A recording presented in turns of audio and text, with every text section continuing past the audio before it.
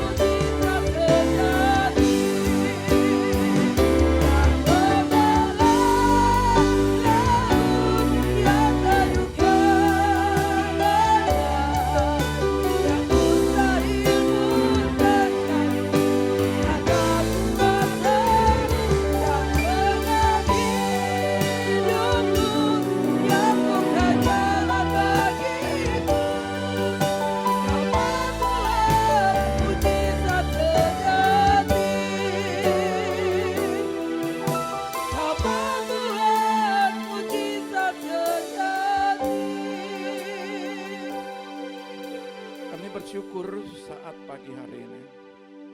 Inilah pujian penyembahan kami yang kami naikkan kepadamu ya Bapakku, ya Rajaku, ya Tuhanku.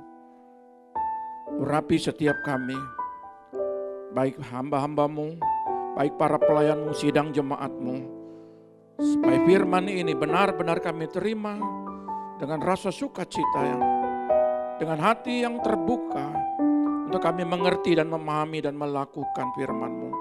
Urapi setiap kami Tuhan, terlebih hamba-Mu. Di dalam nama Tuhan Yesus yang siap dengarkan firman, katakan haleluya. Amin. Tuhan memberkati. Shalom. Silakan duduk. Selamat pagi. Apa kabar pagi hari ini? Baik, luar biasa. Bapak Ibu, saya akan membagikan sebuah kebenaran firman. Saudara akan belajar dari tempat ini. Ya, perkara besar terjadi atasmu. Ya, saudara yang terkasih, pagi hari ini saya mau katakan kepada kita, setiap kita, supaya kita belajar mengerti dan memahami perkara besar apa yang terjadi atas hidup kita, dan seringkali perkara besar itu tidak terjadi. Kenapa? Sebab itu mari kita belajar dalam kebenaran firman ini. Kita lihat dalam kitab 1 Samuel 12 ayat 24. 1 Samuel pasal 12 ayat yang ke-24, demikian bunyi firman Tuhan. Hanya takutlah akan Tuhan dan setialah beribadah kepadanya dengan segenap hatimu, sebab ketahuilah betapa besarnya hal-hal yang dilakukannya di antara kamu. Ya, kalau di sini dikatakan setialah beribadah kepadanya dengan segenap hatimu. Saudara, kalau di dalam terjemahan, saya bagikan dalam 3 terjemahan. Ya, terjemahan di dalam Net Bible, whoever fear the Lord and serve. Ada serve-nya. Serve him faithfully. Ya. With all your heart, just look at the great things He has done for you. Saudara lihat ya, ada kata serve. Kalau di sini dalam terjemahan baru dikatakan setialah beribadah. Ya, kalau dalam terjemahan Net Bible di sini dikatakan serve, melayani. Jangan pandang enteng melayani. Saudara yang melayani, ingat, dikatakan di sini ketika engkau melayani dengan sungguh-sungguh, ya, dengan hati, ya, sungguh-sungguh dengan hati, ya, dengan hatimu yang benar-benar ada ketulusan. Maka saudara lihat, just look at the hal besar, kamu lihat hal besar akan terjadi atasmu. Jadi jangan pandang enteng. Kalau dalam Net Bible, setiap orang yang melayani Tuhan, perhatikan baik-baik. Ya, sekecil apapun pelayanan itu kau ambil. Ya, jadi pelayanan itu bukan beban. Saudara, pelayanan bukan beban, tetapi suatu kehormatan. Karena apa? Karena firman Tuhan berjanji, kamu lihat, just look at the great things He has done for you. Dia akan melakukan perkara-perkara besar atas kehidupanmu. Amin. Ya, jadi saya tidak pernah memaksa saudara melayani. Monggo, tapi kalau saudara melayani, ini janji Tuhan. Nah, di dalam terjemahan lain, ya, terjemahan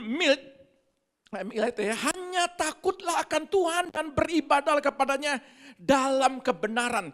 Jadi ketika kita beribadah, ada hal-hal yang benar yang akan diperbaiki. Ya. Dengan segenap hatimu, karena lihatlah bagaimana dia telah melakukan hal-hal yang dahsyat. Bukan sekedar hal-hal besar, tapi hal-hal yang dahsyat terjadi atasmu. Itu milik. Dalam bahasa Indonesia sehari-hari bilang begini lagi, hormati, beda lagi. Kita harus kaya dengan pemahaman, harus kaya dengan berbagai istilahnya berbagai macam terjemahan. Jadi takut akan Tuhan itu adalah sikap hormati Tuhan, mengabdi kepadanya. Beda lagi, mengabdi. Kami ini mengabdi. Kalau seperti saudara mengabdi kepada Tuhan saudara, mengabdi kepada istilahnya orang tua, itu pengabdian. Kita mengabdi kepada Tuhan itu beda lagi dengan melayani. Kalau mengabdi itu tidak punya hak. Mengabdi itu segala sesuatu dia mementingkan Tuhan. Saudara, levelnya berbeda lagi kalau bahasa Indonesia sehari-hari. Jadi pengabdian itu dia menanggalkan segala sesuatu. Petrus, kami menanggalkan segala sesuatu. Hidup kami hanya untuk Tuhan. Itu pengabdian. Pengabdian itu tidak menuntut apa untung dan ruginya. Tidak menuntut. Kamu harus mengabdi, itu pengabdian. Kalau kita lihat zaman-zaman kerajaan itu yang masih hari ini ya ada di Jawa, itu mereka mengabdi kepada raja, junjungan. Ya, saya pernah juga ke Sumba, saya pernah. Jadi beberapa hamba itu mengabdi kepada ada raja, masih pakai raja kalau di Sumba. Ya, pengabdian. Nah, ketika kita mengabdi kepada Tuhan, ini enggak bisa lagi toleransi dalam hidup kita. Tuhan, saya begini Tuhan, Tuhan saya begitu Tuhan, mengerti Tuhan. Enggak bisa. Itu pengabdian, itu levelnya beda lagi. Ya. Nah, saudara lihat, dengan setia, dengan sepenuh hati, ingatlah perbuatan-perbuatan besar yang telah dilakukannya kepadamu. Ya. Jadi kalau saudara asal-asalan sama Tuhan, jangan minta yang besar. Setuju? Kalau saudara mau melihat hal-hal besar, mari kita hormati dia, mari kita senangkan dia, mari kalau dalam levelnya saudara mau mengabdi, bagaimana itu panggilan. Kalau saudara bisa melayani itu panggilan. Tapi kalau saudara bisa beribadah, lakukan ibadah, jangan enggak. 3 level ini. Mana yang saudara mau? Puji Tuhan, saya mau melayan, saya mau beribadah, silakan. Tapi takarannya berbeda dengan pengabdian. Amin. Oke. Nah, saudara lihat, saya mau jelaskan satu persatu ayat ini. Yang pertama adalah hanya takutlah akan Tuhan. Kata takut itu artinya yara, hormati. Hormati. Takut akan Tuhan itu berarti hormati. Nah, hormati itu sikap hati yang takut akan Tuhan. Itu sikap. Hormat itu beda lagi dengan ciri-ciri. Ya, ciri-ciri orang yang takut akan Tuhan bagaimana? Nah, sikap hati yang takut akan Tuhan, sikap hati yang menghormati Tuhan itu bagaimana? Saya dapat 3 poin. Poin yang pertama, hidupnya menjauhi segala bentuk dosa. Pak, saya enggak membunuh, saya enggak mencuri, saya tidak mengambil hak orang lain. Ya. Dan saudara memahami itu dosa. Bahkan secara hukum tertulis di dalam kitab hukum, ya, undang-undang, ketika membunuh itu, mencuri itu ada hukumnya. Menganiaya, memukul orang itu semua ada hukumnya. Ya, KDRT ada hukumnya, semua ada hukumnya. Tapi di dalam konotasi rohani, saudara lihat, 1 Samuel, ini pemahaman Samuel. Saudara lihat, cerita ini sebenarnya, kenapa 24 ini lahir, ya?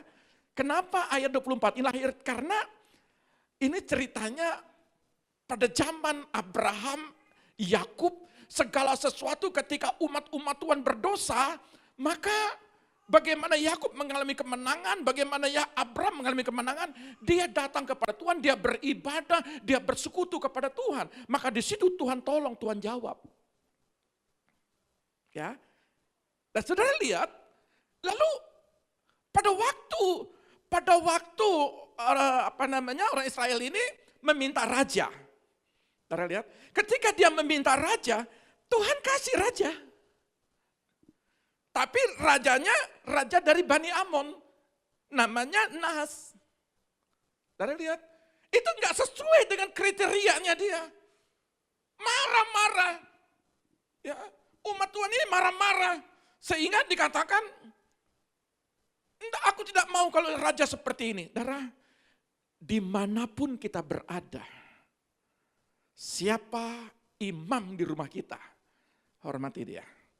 Siapa imam di gereja, hormati dia. Siapa imam di kota ini, siapapun. Karena Alkitab berkata, Bani Amon itu bukan orang Yahudi. Memang dia dari keturunan Lot. Ya. Tetapi saudara lihat, Tuhan kasih Bani Amon, Tuhan mau lihat bagaimana mereka ini, sikap hatinya. Siapapun pemimpin kita di kota ini, di bangsa ini, wajib kita hormat, jangan demo. Ya, orang Kristen tidak dianjurkan. Apalagi demo pendeta. Demo orang tua, demo. Saya tidak mau orang tua seperti ini. Saudara lihat dampaknya, mari kita lihat dulu. Sebelum saya lari ke 1 Samuel. Ya, 1 Samuel 12 ayat 3. Lihat ya. Di dalam ayat yang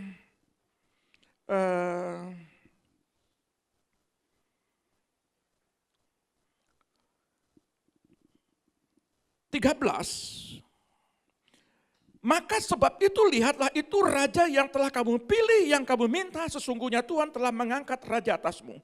Asal saja kamu takut akan Tuhan, beribadahlah kepadanya, dengarkan firman-Nya dan tidak menentang cita Tuhan, dan baik kamu maupun raja yang akan memerintah kamu itu mengikuti Tuhan Allahmu. Tetapi jika kamu tidak mendengarkan firman Tuhan dan kamu menentang cita Tuhan, maka tangan Tuhan akan melawan kamu dan melawan rajamu. Sekarang tinggallah berdiri dan lihatlah perkara besar yang akan dilakukan Tuhan di atasmu.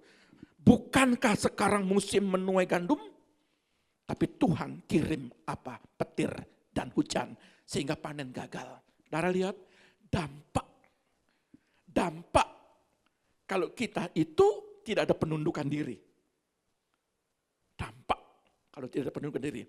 Sama seperti bangsa Israel ini minta raja. Tuhan marah, aku ini raja yang menentukan, bukan raja di bumi. Kalau engkau beribadah sungguh-sungguh, kalau engkau mendengarkan firman Tuhan, maka pemimpin di rumahmu, suamimu akan dipulihkan karena engkau. Jadi kita tidak perlu siapa pemimpin kita di kota ini, tidak perlu siapa pemimpin kita di bangsa ini, mau dari mana, Bani Amon sekalipun. Yang penting kitanya yang dekat sama Tuhan. Maka setiap keputusan-keputusan mereka adalah keputusan-keputusan bijaksana. Enggak perlu kita demo. Enggak perlu kita demo kepada orang tua. Enggak perlu.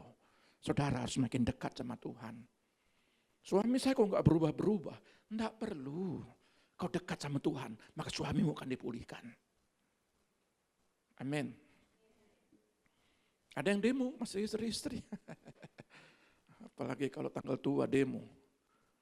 Tapi di sini tidak ada. Haleluya. Ada yang demo gembalanya? Halo. Samuel bilang begini, musim panen, tunggu tanggal 1, ini sudah mau gajian. Tiba-tiba apa yang terjadi? Mobil tabrakan, mesti ganti ini bocor lagi. Gaji 5 juta, perbaiki 3 juta. Belum bayar listrik, belum bayar air, belum bayar kontrak. Dan lihat, Tuhan kasih, Tuhan biarkan itu mereka. Ini kejadiannya. Makanya di ayat 24 itu lahir. Kamu harus takut sama Tuhan, hormati Tuhan. Jangan lihat kekurangan orang lain. Setuju? Amin. Nah, lihat. Sikap hati orang yang takut akan Tuhan, hidupnya menjauhi segala bentuk dosa, bagi Samuel ini beda lagi pengertiannya. Ayo, buka. Ayat 23-nya. Ayat 23, mengenai aku, jauhlah daripadaku untuk berdosa kepada Tuhan, dengan berhenti mendoakan kamu, aku akan mengajarkan kepadamu jalan yang baik dan lurus. Saudara lihat, saya coba baca dalam terjemahan lain. Ya, kalau dalam terjemahan baru mungkin saudara agak kurang memahami sedikit. Nah, begini. Sedangkan mengenai aku, kiranya aku tidak akan berhenti mendoakan kamu. Jadi tidak boleh berhenti doakan suami, tidak boleh berhenti doakan istri, tidak boleh berhenti doakan anak-anak, tidak boleh berhenti doakan pelayan, pelayan juga tidak boleh berhenti doakan jemaatnya, pelayan-pelayan Tuhan, gembala-gembala area termasuk pendeta, tidak boleh berhenti mendoakan. Karena Alkitab ini berkata, ya, supaya aku jangan berdosa terhadap Tuhan. Jadi kalau saudara menurut pemahaman daripada bagi Samuel, tidak doa dosa. Haleluya. Ya. Apalagi kalau doakan orang yang menjengkelkan, sudah pasti saudara enggak doakan. Betul? Kalau hatimu lagi panas, enggak mungkin didoakan itu. Tapi bagi Samuel, ini nih begitu jahatnya. Makanya dikatakan, dulu Abraham, dulu Yakub, ketika mengalami masalah umat-umat Tuhan, dia datang berdoa. Sekarang kamu minta doa, kamu minta raja, kamu jahat umat Tuhan. Dikatakan demikian. Tapi kejahatan mereka tidak mengganggu Samuel untuk berdoa. Ya? Kejahatan mereka tidak mengganggu Samuel berdoa. Ya, saya ulangi kata-kata ini. Kejahatan mereka tidak mengganggu Samuel. Kalau ada yang sikut saudara, ada yang nusuk hati saudara, gimana? Ini jahat loh bangsa ini. Tapi Samuel, bagi dia perbuatan dosa kalau dia tidak berdoa bagi orang berdosa. Bukan berdoa bagi orang benar. Saudara, sebab itu firman Tuhan dikatakan kasihilah musuhmu. Maka Yakobus 4:17 beda lagi cara menjelaskannya. Tolong. Yakobus 4:17 konotasi orang takut dengan Tuhan. Yakobus 4 ayat yang ke-17, demikian bunyi firman Tuhan. Jadi jika seorang tahu bagaimana ia harus berbuat baik. Kamu tahu sebenarnya buat baik. Terus? Tetapi ia tidak melakukannya. Kamu tuh tidak mau lakukan. Ia berdosa. Dosa. Gimana? Gimana ayat ini? Kamu tahu baik. Tapi kamu nggak tahu baik, malah kamu bumbuin lagi. Semakin digosok, semakin sip. Digosok. Supaya apa? Semakin sip beritanya. Dari lihat, kamu tahu sebenarnya untuk mendamaikan. Kamu tahu untuk mengubah. Kamu tahu untuk memulihkan. Kamu tahu berdoa. Tapi kamu nggak lakukan. Maka Yakobus menjelaskan, kamu berdosa. Kira-kira bisa mendengar dengan baik. Kira-kira bisa mendengar dengan baikkah kita? Haleluya. Amin. Nanti di Komsel ini perlu dibahas dan dilakukan. Jangan bahas-bahas saja. Ada amin? Yang amin catat malaikat. Yang kedua adalah sikap hati orang yang takut akan Tuhan adalah hidupnya menjadi kesaksian. Kesaksian bagi banyak orang. Kau menjadi kesaksian menyenangkankah? Menjadi kesaksian untuk memulihkankah? Menjadi kesaksian untuk menjengkelkan orangkah? Itu saya kembalikan kepada saudara. Di mana pohonnya di situ berbuah, kau terima buahnya. Ya. Segala sesuatu kalau menjadi kesaksian, baiklah menjadi kesaksian yang menyenangkan. Sama seperti Samuel, tercatat sekalipun bangsa ini menjengkelkan, tetap dia berdoa kepada Tuhan. Jauh, ya, sikap hati orang yang takut akan Tuhan, hidupnya selalu menyenangkan Tuhan, kesukaannya bersekutu dengan Tuhan. Orang yang menghormat Tuhan, orang yang takut Tuhan, itu hidupnya bersekutu dengan Tuhan, mencintai firman-Nya, bukan jadi bantal. Firman Tuhan bukan jadi seperti buku-buku yang banyak buku di rak-rak cantik. Ada yang beli Alkitab sampai hari ini masih mulus sekali, nggak kesentuh, masih dalam plastik. Jadi bagaimana orang takut akan Tuhan? Dia mencintai firman-Nya, dia baca firman itu. Bagaimana orang menghormati Tuhan? Kita itu melayani dia. Ya, saudara yang terkasih, Saya percaya bahwa kata yaure ini adalah sikap hati kepada kita, kepada Tuhan. Nah, dampak orang yang takut akan Tuhan, sekali lagi, perhatikan baik-baik. Dampak orang yang takut akan Tuhan. Jadi sebenarnya perkara besar itu terjadi karena sikap hati kita. Banyak kali kita itu melihat, Tuhan mana jawabannya, Tuhan bagaimana jawabannya. Sebenarnya sederhana. Mari kita lihat dalam Mazmur 25 ayat 12, ayat 24. Baca dalam terjemahan lamanya, terjemahan barunya, saya baca dalam terjemahan yang lain. Boleh, silakan. Mazmur 25 ayat yang ke-12. Siapakah orang yang takut akan Tuhan? Adakah orang yang takut akan Tuhan? Kepadanya Tuhan menunjukkan jalan yang harus dipilihnya. Allah akan mengajar dia memilih jalan yang terbaik. Nah, terus? Ayat 13, orang itu sendiri akan menetap dalam kebahagiaan dan anak cucunya akan mewarisi bumi. Orang yang takut akan Tuhan dampaknya ini, ia akan hidup dalam kelimpahan. Berkat Allah dan anak-anaknya akan mewarisi bumi. Orang yang takut Tuhan bukan sekedar saudara diberkati, tapi anak cucu juga diberkati.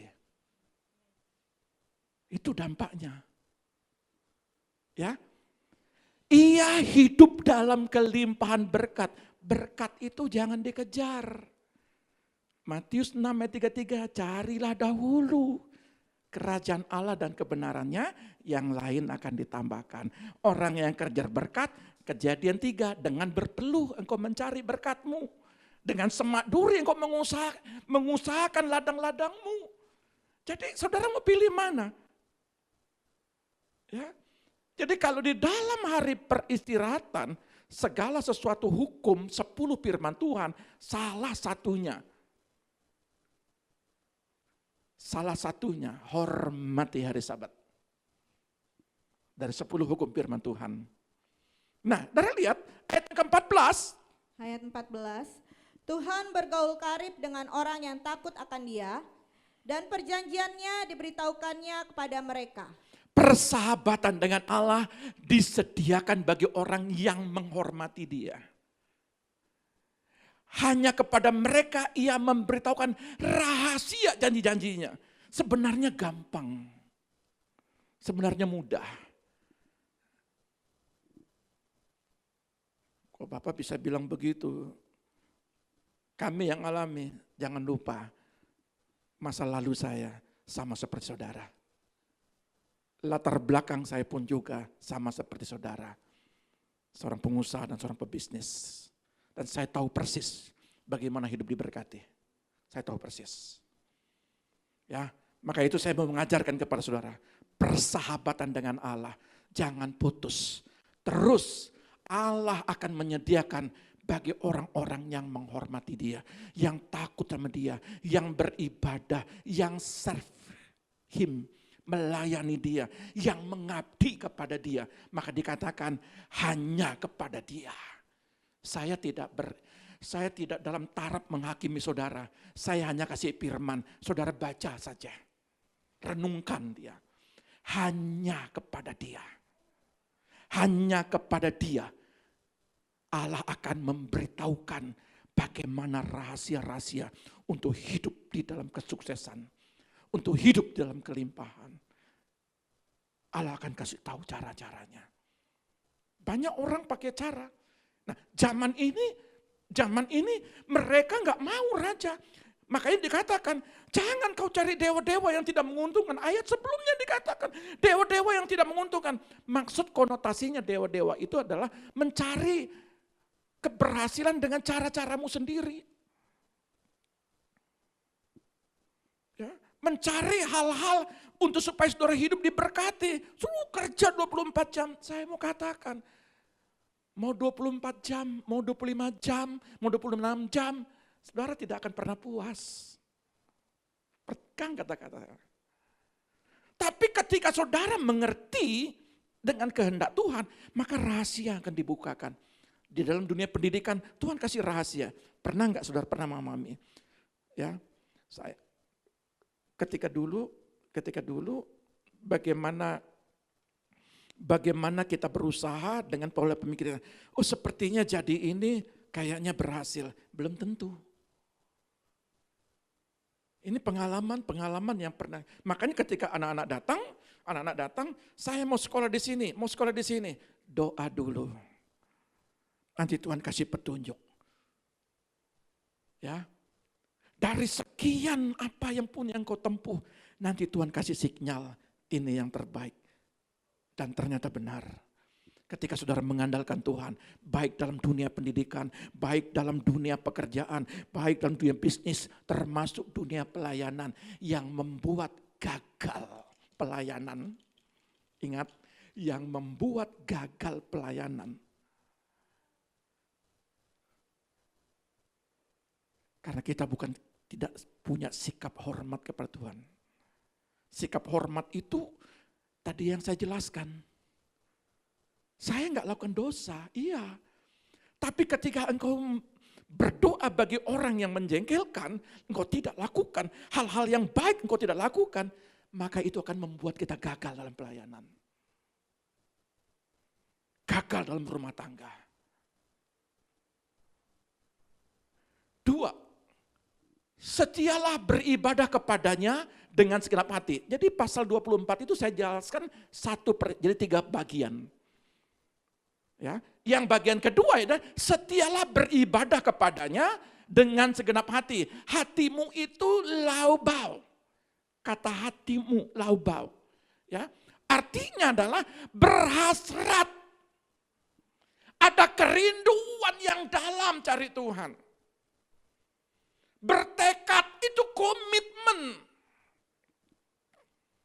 Karena ini penting sekali, lebih sungguh-sungguh.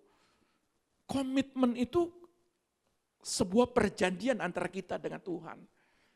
Bukan nasar lagi. Ya, kalau nasar itu sebaiknya saya harapkan saudara jangan suka bernasar. Jangan.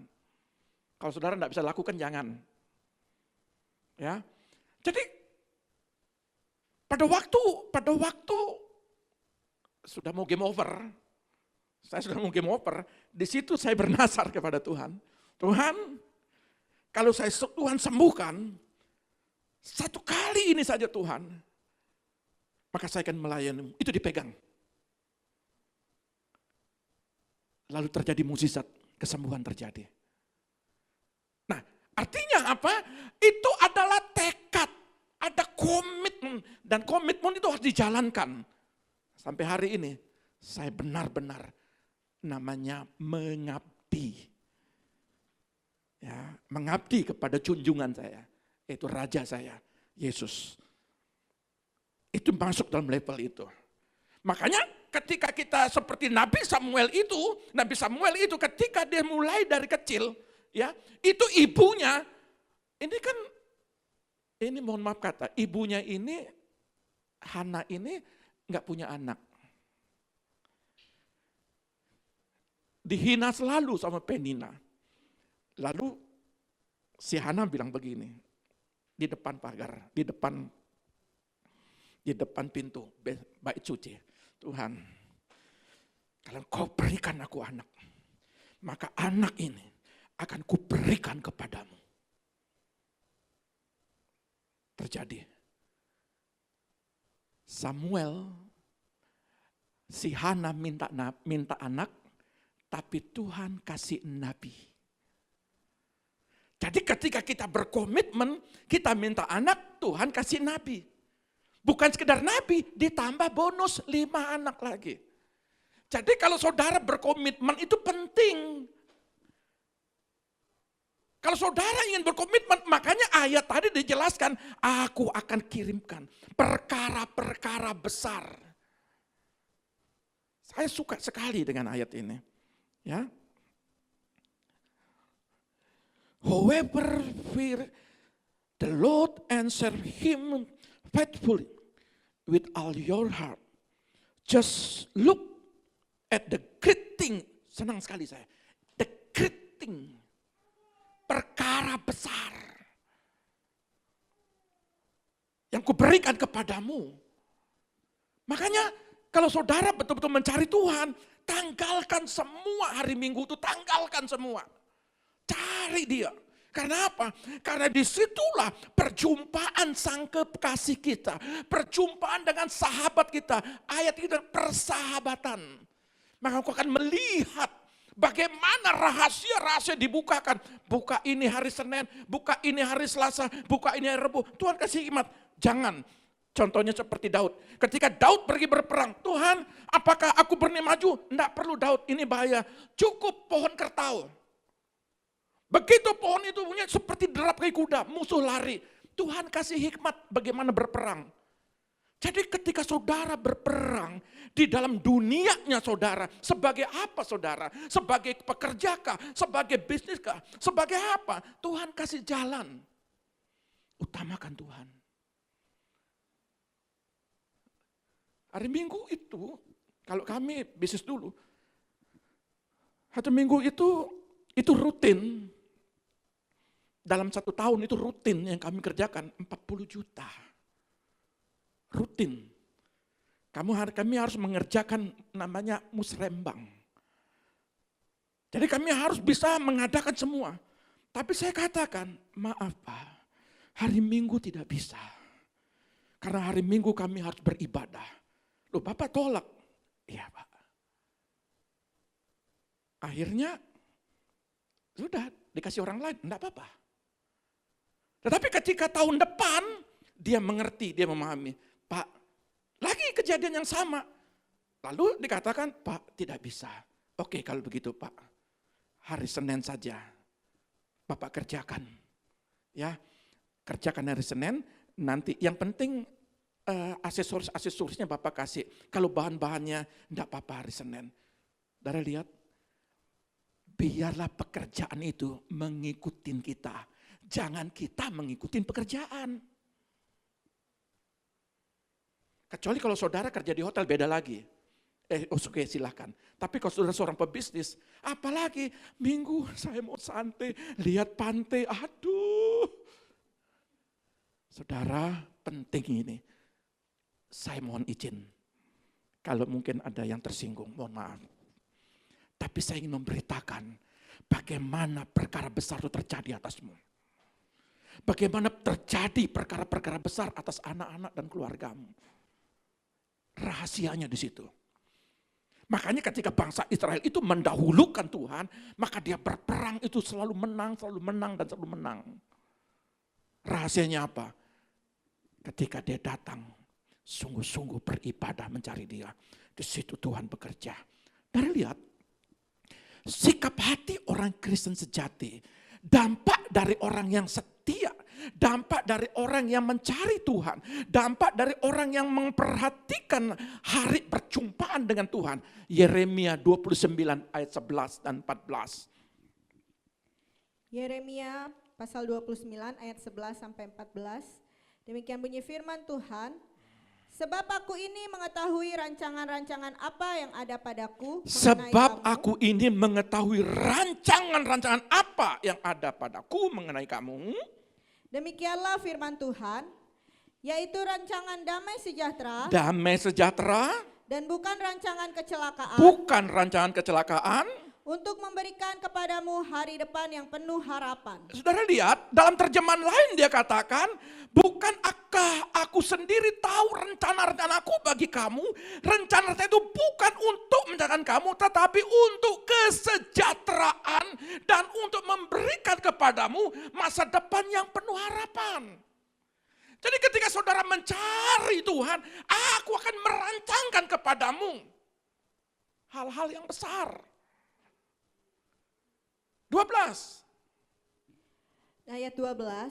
Dan apabila kamu berseru dan datang untuk berdoa kepadaku, maka aku akan mendengarkan kamu. Ini rahasianya. Tinggalkan yang masak buat donat, tinggalkan. Tinggalkan dulu yang istilahnya apa lagi? Ada tamu Pak, nanti dulu. Tunggu dulu, doa dulu, tamu belakangan, siapa tahu. Tamu itu butuh kan seminggu, yang 1 hari hilang, 1 minggu Tuhan kasih.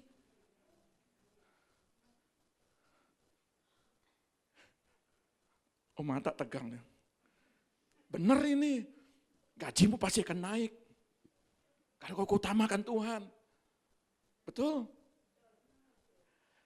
Maka kamu akan minta tolong kepadaku. Kamu akan datang untuk berdoa kepadaku. Dan aku akan jawab doamu. Enak toh? Rahasianya di sini. Makanya saya senang lihat anak-anak ini. Ketika dia berkata, hari Minggu saya berusaha untuk libur. Ya, dia Minggu dia libur. Biasanya dia kerja Minggu, kalau bisa Minggu diganti dengan hari yang lain, jam yang lain. Lalu dia cari Tuhan. Saudara lihat, perjuanganmu tidak sia-sia. Ketika kamu minta tolong kepadaku, kamu akan datang berdoa. Nggak perlu 10 jam. Kalau hatimu benar kepada Tuhan, hidupmu menyenangkan Tuhan, mengerti waktunya Tuhan, setia, maka dia katakan apa? Kalau kamu berdoa. Saya pernah waktu saya camp, saya diceritakan sebuah ilustrasi, seorang anak-anak ketika dia mau diterkam sama singa, mama papanya ngajarin berdoa.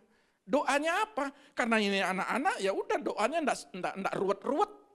Doa makan, Tuhan berkati makanan ini dan ini dalam nama Tuhan Yesus, haleluya, amin. Ketika ketemu singa, dia katakan mau diterkam, dia langsung berdoa, Tuhan berkati makanan ini. Artinya doanya beda tapi isi hatinya sama Tuhan.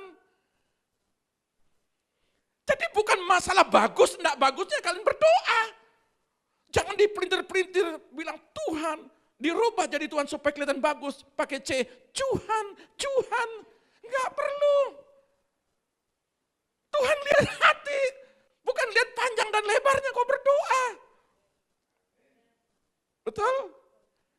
Kesempatan ini, Pak Pendeta bilang jangan panjang-panjang, kalau begitu pendek-pendek saja, 5 menit cukup. Jangan begitu juga, doa kayak dikejar mobil, ya.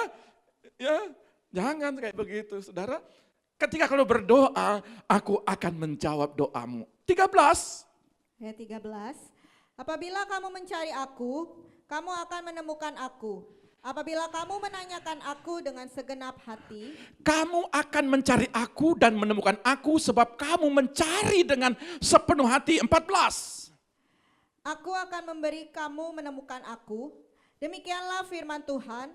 Dan aku akan memulihkan keadaanmu dan akan mengumpulkan kamu dari antara segala bangsa dan dari segala tempat kemana kamu telah kucerai-beraikan. Demikianlah firman Tuhan. Dan aku akan mengembalikan kamu ke tempat yang dari mana aku telah membuang kamu. Antara 1 Samuel dengan 1 Samuel 12 dengan Yeremia 29, ini kasus berbeda.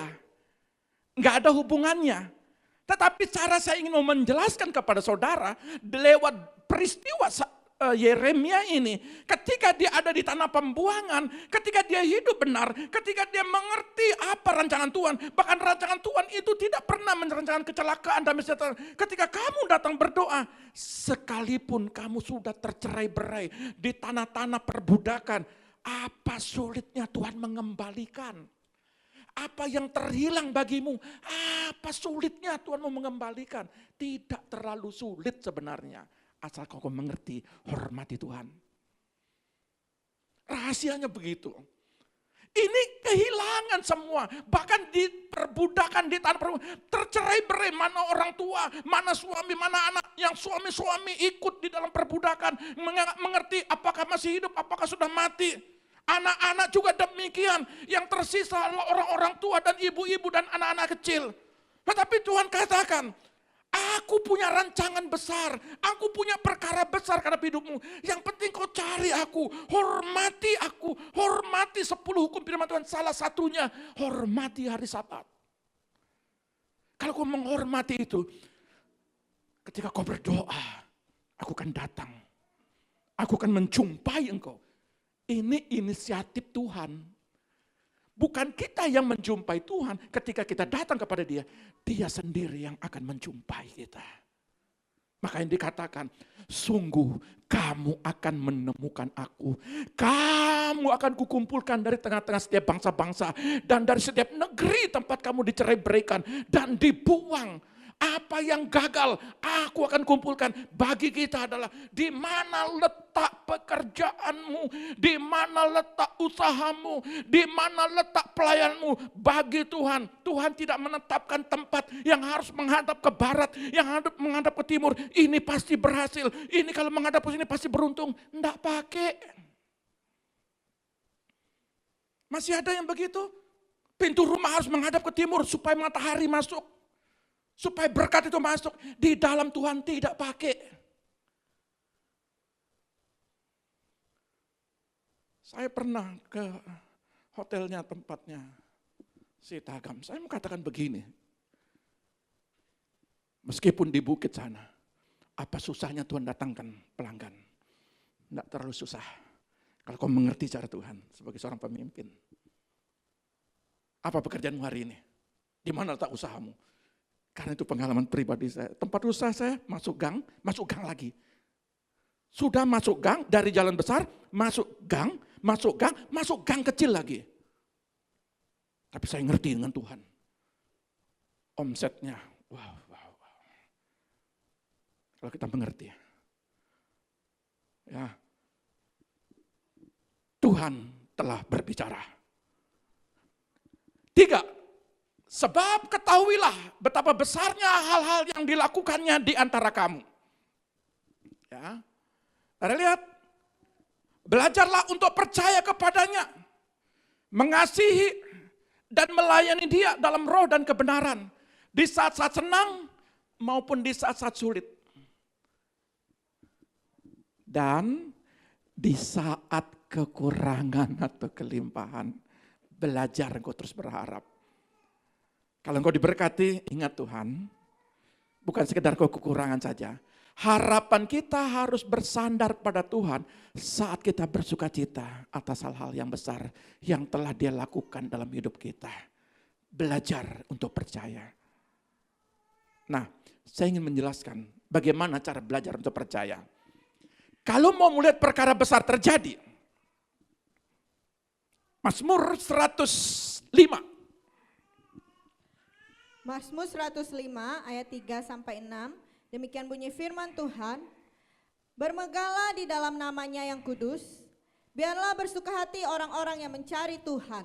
Saudara lihat, bermegahlah, kalau mau melihat perkara besar terjadi, dalam terjemahan firman Allah yang hidup berkata begini, bermegahlah di dalam Tuhan, bersukacitalah hai semua orang yang menyembah Allah.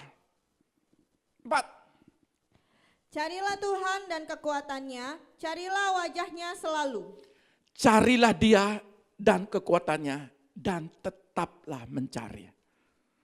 Saya sudah jelaskan, rahasia saudara hidup sukses. Rahasia keluarga saudara, anak-anak saudara, orang tua saudara, kehidupan kita, baik dalam dunia pekerjaan, dalam dunia pelayanan. Kalau mau sukses, carilah Dia. Tetaplah mencari. 5. Ingatlah perbuatan-perbuatan ajaib yang dilakukannya, mujizat-mujizatnya, dan penghukuman-penghukuman yang diucapkannya. Saudara lihat, ingatlah akan perbuatan-perbuatan ajaib yang dilakukannya bagi kita. Umat pilihannya, keturunan Abraham, hamba Allah, keturunan Yakub, ingatlah bagaimana Ia membinasakan musuh-musuh kita. Saudara lihat. Jadi ketika saudara mengalami, ya, ini kalau kita mengalami, saya masuk di sini. Ayat 5 ini saya akan masuk ke sini, ya. Saudara lihat, jika kita merasa sulit untuk mempercayai Tuhan dengan masa depan kita perlu melihat kembali ke masa lalu. Lihat Abraham, lihat bagaimana Yakub, lihat bagaimana pendarahan 12 tahun. Saudara lihat, lalu mempertimbangkan semua hal besar yang telah dilakukan bagi umatnya. Pertama, hal-hal besar yang masa lalu yang dilakukan. Menyembuhkan orang sakit. Saudara, hari ini perjuangan kami untuk kesembuhan. Dan selalu saya tanamkan kepada anak kami. Dan kepada pribadi kami. Ingat, orang mati namanya Lazarus, mati total, sudah jadi bangkai 4 hari, tapi perkataan Tuhan tidak berlalu. Lazarus bangkit. Memang kalau kita melihat sekarang, keadaan kita, kok begini ya? Kalau lihat orang yang sakit kok begini ya? Tapi tidak ada dalam diri kami itu keraguan. Maka untuk menguatkan bagaimana peristiwa ini, kami terus mengingatkan. Tapi jangan hanya mengingat, harus bertindak juga. Kami terus bertindak, berusaha bagaimana caranya supaya lewat sarana-sarana dokter, sarana obat, sarana-sarana mungkin lewat sarana mukjizat langsung jaspleng, bisa saja. Jadi semua sarana itu Tuhan pakai untuk proses kesembuhan. Ya, tetapi yang mendorong kita percaya dan yakin adalah lihat bagaimana yang lalu. Perbuatan-perbuatan Allah yang besar, laut kosong bisa terbelah. Bagaimana pendarahan 12 tahun bisa sembuh, bagaimana yang buta bisa melihat, bagaimana yang lumpuh bisa berjalan. Perhatikan, lihat. Itu untuk mendorong iman saudara. Yang kedua, bagaimana memulihkan ekonomi yang bermasalah. Dan lihat, kalau sehari ini ada masalah dalam keekonomimu, baca Alkitab ini. Di mana ayatnya? Suatu ketika ada seorang janda dalam pelayanan Elisa, ketika suaminya seorang nabi mati, lalu Elisa berkata, untuk apa kau cari aku? Ini suamiku ini melayani, sudah melayani dengan setia, tapi dia punya hutang. Ketika hutangnya tidak bisa dia bayar, tolong Nabi Elisa, bagaimana solusinya? Lalu Elisa bilang begini, apa yang ada padamu? Minyak sedikit dan ada buli-buli, satu orang miskin, satu buli-buli. Oke. Kamu cari ke tetanggamu kiri kanan. Artinya iman perlu tindakan. Iman perlu pergerakan. Iman perlu kerjasama antara orang tua dan anak. Ibunya dan anak-anaknya. Nak, kamu cari buli-buli. Biar mama di kamar menuangkan yang satu ini dulu. Kamu cari ke sana, nak. Jadi ada kerjasama. Enggak bisa hanya iman Tuhan, tolong roti turun, Tuhan tolong dolar turun, Tuhan tolong Tuhan emas turun, sebagaimana turunnya segepok Tuhan. Enak kali. Enggak bisa begitu. Harus ada tindakan. Apa tindakannya? Ketika masuk dalam kamar, tutup pintu. Alkitab berkata dia menutup pintu. Dia enggak perlu, dia supaya enggak terganggu konsentrasi. Karena tempatnya kecil, jadi mesti nuangkan minyak supaya dia fokus, supaya minyaknya enggak jatuh. Kalau dibilang, langsung dipanggil, Ma, kemana, halo, arisan sebentar lo, sudah jatuh. Jadi perlu konsentrasi, kadang-kadang orang lewat, orang lewat, dipanggil, ya angkat tangan, udah jatuh. Jadi ibunya ini konsentrasi di kamar, apa maknanya? Halo, para ibu-ibu, banyaklah kau berdoa. Kesuksesan itu terjadi karena doamu. Amin. Jangan fokus, gaji sudah sedikit, bayar ini bla bla bla, kurang, minus lagi. Jangan fokus, doa. Ayatnya kan bilang, kalau engkau mencari aku, maka engkau akan menemukan aku. Ya, memulihkan ekonomi yang bermasalah, siapa lagi? Banyak di situ. Cerita ekonomi, cerita pendidikan, cerita pemulihan, usir-usir setan ada di sini Alkitab. Semua dijelaskan. Jadi hal-hal besar masa lalu perlu diingat. Makanya itu perlu baca Alkitab, cintai Alkitab itu. Untuk apa? Iman timbul akan dari pendengaran akan firman Tuhan. Jadi kalau saudara baca firman, imanmu timbul. Amin. Memulihkan ekonomi yang bermasalah. Yang ketiga, penyertaannya. Hal-hal besar masa lalu yang dia lakukan. Penyertaannya. Itu tiang dan awan dan tiang api. Hari ini dia akan menyertai saudara kemana. Jadi apapun yang saudara kerjakan. Halo, mau yang kecil, mau yang besar. Saudara mungkin ya beli barang di sini, lalu saudara kerjakan sendiri, lalu saudara jual sendiri. Sekecil apapun yang kau kerjakan. Tuhan akan mendatangkan berkat bagimu. Amin. Asal kau tahu rahasianya. Cari dia lebih daripada segala-galanya. Maka ayat ini berkata, hormati dia. Ketika kita merenungkan kesetiaannya yang tidak pernah gagal di masa lalu, bagaimana Abraham, Ishak dan Yakub, ya, bagaimana Sarah yang mandul sampai umur 90 tahun baru memiliki anak. Kalau itu bisa terjadi, lah aku ini umur 40 Tuhan, umur 30 Tuhan. 90 tahun itu engkau sudah pernah melakukan mukjizat. Contohnya Sarah Tuhan. Kalau Sarah engkau bisa berikan anak, maka aku berikan anak. Kami juga ada kekurangan kesehatan. Tapi saya selalu berkata, Tuhan, kalau yang buta bisa melihat, yang tuli bisa mendengar, yang mati bisa bangkit, apalagi hambamu yang menyenangkan hatimu Tuhan, maka engkau akan sembuhkan. Kita lihat masa lalu. Kita akan dengan yakin mempercayakan hidup kita ke dalam pemeliharaannya di masa depan. Pandang Yesus. Jalan hidupmu selalu jalan Yesus. Kalau engkau melihat, menyelesaikan masalah, ada di situ jalan. Tertera jalan Yesus. Maka engkau akan menemukan. Kalau saudara pusing, jangan cari kopi di tempat A, tempat B, tempat C. Saya tidak boleh sebut merek. Karena suka di-delete katanya. Jadi pusing kepala. Kita ngopi di sini. Pasti pusingnya bisa hilang. Iya. Tapi persoalan tetap terus. Tidak selesai-selesai. Saudara lihat? Tapi saya mau katakan hanya kepada Yesus persoalan akan selesai. Amin. Tuhan Yesus memberkati kita. Ya, mari kita datang kepada Tuhan. Kagum hormat akan Engkau, ku kagum hormat akan Engkau, Kau Allah yang layak dipuji, ku kagum akan Engkau. Katakan ku kagum.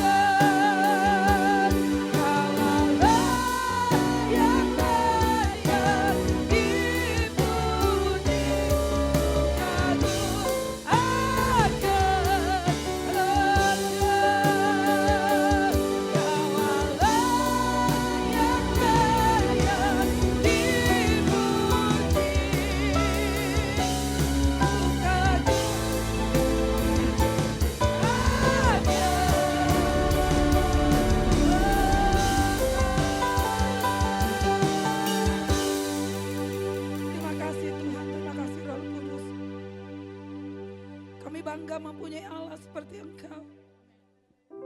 Kami kagum akan Engkau Bapa, karena kasih-Mu yang tidak pernah berhenti. Hidup kami diubah oleh karena kuasa-Mu. Janji-Mu ya dan amin bagi setiap kami. Terima kasih Tuhan, terima kasih Roh Kudus. Lawat setiap umat-Mu Bapa, lawat setiap umat-Mu Tuhan. Yang lemah Engkau kuatkan, yang sakit Engkau sembuhkan, yang berbeban berat Tuhan Kau berikan kelegaan. Hari ini semuanya dipulihkan, kemenangan menjadi bagian milik umat-Mu. Terima kasih Bapa, terima kasih Roh Kudus. Kami percaya kuasa-Mu ya dan amin. Kami bersyukur Tuhan, kami mengucap syukur Bapa. Yang percaya katakan haleluya. Amin. Kita akan mengakhiri ibadah kita, kami undang jemaat Tuhan untuk bangkit berdiri.